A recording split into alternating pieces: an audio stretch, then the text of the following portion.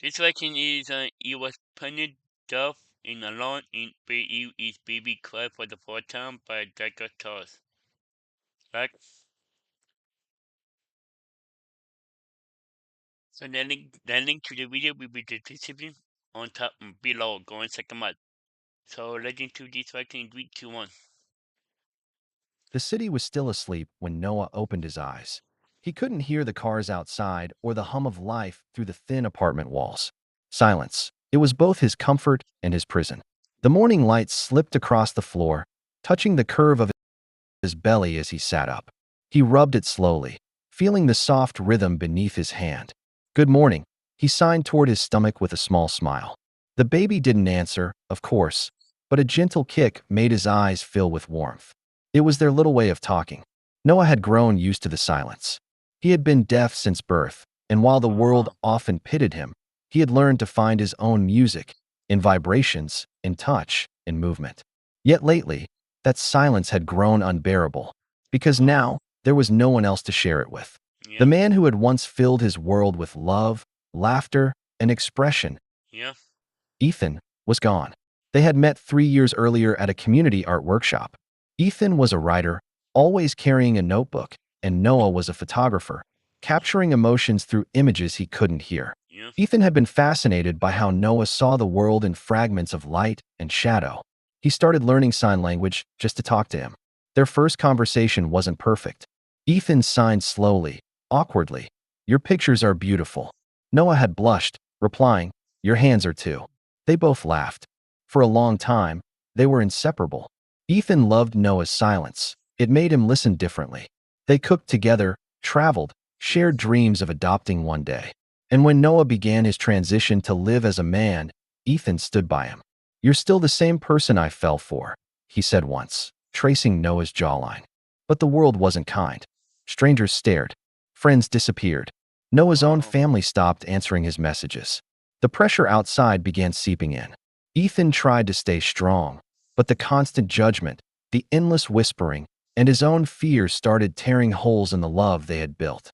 Then came the pregnancy, a miracle none of them had expected, but one Noah embraced with his whole heart. The day Noah told Ethan he was pregnant, Ethan froze. His lips moved, but Noah could barely understand.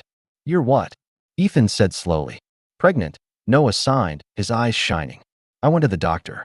It's real. We're having a baby." Ethan's expression shifted from disbelief to panic. "How will we explain this?" he said, pacing. "You know what people will say?" "They already." Noah grabbed his hand, forcing him to stop. "Let them talk. This is our life." But Ethan didn't look convinced. The love in his eyes began to cloud with fear. He tried to be supportive at first, attending appointments, signing to Noah when he could, but soon his patience started fading. Every little miscommunication turned into a fight. "You never understand what I mean," Ethan shouted one night, his words slashing through the air. Noah, unable to catch every syllable, stared helplessly. "Write it down," he signed desperately. "Please, I can't hear you." Ethan threw his hands up. "Forget it." It wasn't that Ethan stopped loving Noah. It was that he didn't know how to love in silence anymore. One evening, after another argument, Noah came home to find Ethan packing. "Where are you going?" Noah signed quickly, his heart racing. Ethan sighed, his lips moving slowly so Noah could read them. "I can't do this. I'm sorry. I just can't." "You're leaving? Because of me?" Noah's hands shook. "Because of the baby?" Ethan's eyes softened, but he didn't answer. He just whispered, "I'm sorry," again, and walked out. Noah ran to the window, but the street was already empty. That night, he sat on the couch, hands pressed to his belly, Wow. tears blurring his vision. "It's just us now," he signed to the tiny life inside him. "You and me." And from that moment, he stopped expecting anyone to come back. Being a deaf, pregnant trans man drew attention everywhere he went, and not the kind he wanted. At the grocery store, people stared openly. Some whispered. A few laughed. "Look, that's him, the pregnant guy," someone said once, not realizing Noah could read lips. He pretended not to notice, pushing his cart quietly, holding his belly protectively. But inside, every word was a knife. At the clinic, nurses sometimes hesitated before addressing him. One even said, "You're the father?" He had smiled gently, signing, and the mother too. She looked uncomfortable and avoided his eyes after that. Despite everything, Noah kept going. He attended every appointment, prepared his home for the baby, and started working remotely editing photographs. The money was tight, but it kept food on the table. He had lost friends, family, and his partner, but he wasn't going to lose hope. At night, when loneliness wrapped around him like cold air, he would place his hand over his belly and sigh, "You're my reason to live." The snowstorm hit earlier than expected. Noah had been folding tiny baby clothes when the first contraction hit. It was sharp, sudden, stealing his breath. He gasped silently, gripping the table for balance. Another came, stronger this time. He grabbed his phone and typed to his midwife, "It's time. Please come." Minutes felt like hours. He tried to stay calm, breathing Oh. as his midwife had taught him. The contractions came closer, faster. Sweat ran down his neck. By the time she arrived, Noah was crying, not from pain alone, but from fear. "You're doing great," she signed, her calmness steadying him. He nodded, gripping her hand. Every push was fire, every breath a mountain. After hours of labor, exhaustion blurred everything. He thought he saw Ethan in the corner of the room, but it was only a shadow. Finally, one last push, and then relief. The midwife smiled, tears in her eyes. "She's here," she signed, holding up the tiny baby. "Your daughter." Noah reached out, trembling. The baby's mouth opened in a cry he couldn't hear. He watched her face, her little fists Oh. clenching the air. The midwife placed her in his arms. "She's crying," she signed. A strong cry. Noah smiled through tears. "I can't hear her," he signed slowly, "but I can feel her. And that's enough." Weeks turned into months. Noah adjusted to sleepless nights and quiet mornings with his daughter, whom he named Luna, after the moon that had guided him through darkness. Yet, a small ache never left his heart.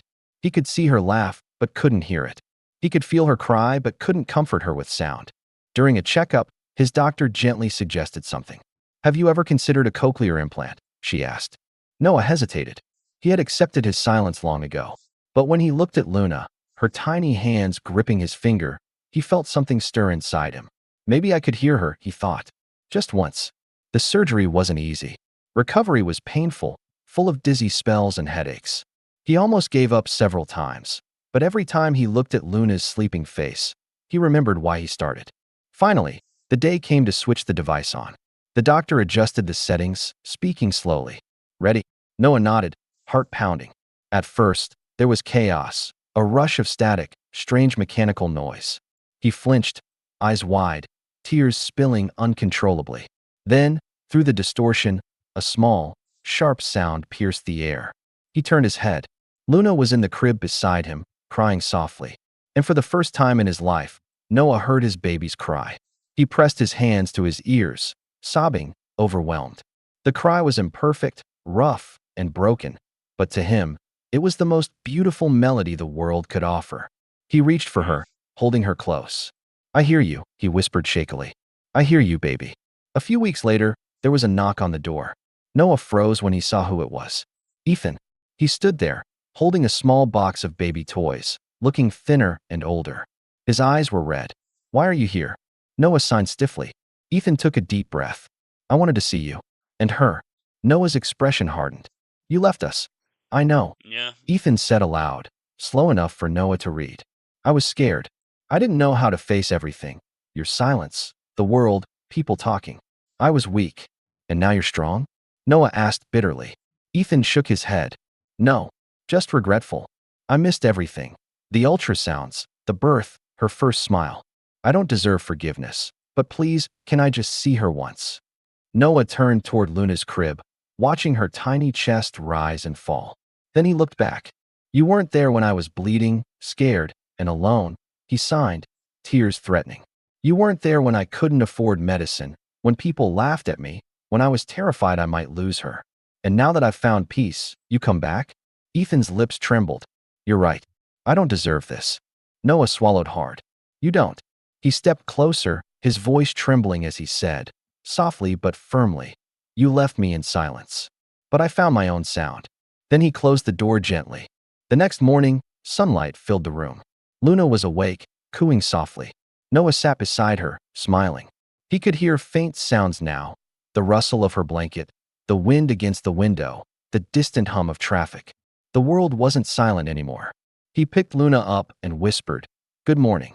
She looked at him, eyes wide, and let out a small giggle.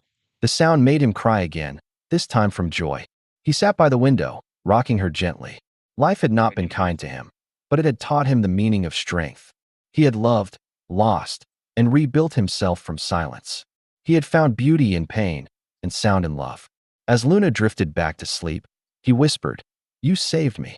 Life may silence you, but strength is found in the quiet moments when you choose to keep going." Noah's journey reminds us that love can be louder than fear True. and that even in isolation, hope whispers through. Yeah. Acceptance doesn't come from others, it comes Yeah. from within. And sometimes, the first sound you hear is not from the world, but from your own heart finally healing. If Noah's story touched your heart, share it to remind others that love and courage can bloom in the face of True. silence and judgment.